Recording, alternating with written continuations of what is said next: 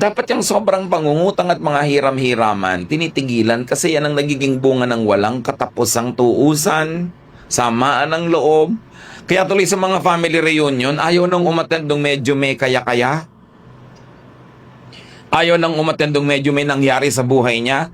Dahil pag nakita ng mga kamag-anak niya, maganda yung damit niya, may kotse siya. Hindi naman nila alam, hulugan eh.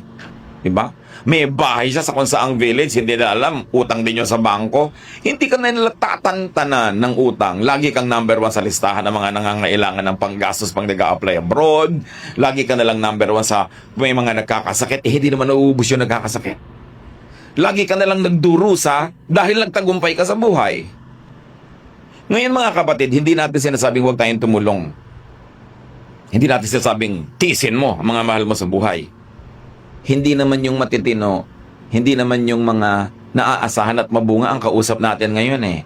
Ang kausap natin ngayon, yung mga palaasa at abusado. Kaya natin sila pinipigil. Kusa na ng mga taong gustong tumulong, kung kaya nila at gustong tumulong, hindi rin natin pinipigil yon. Pero ang kausap natin ngayon, yung mga abusado, o kaya yung mga katulong at padrino ng mga abusado, sila ang dapat ngayong ituwid. Sila ang nasa hot seat.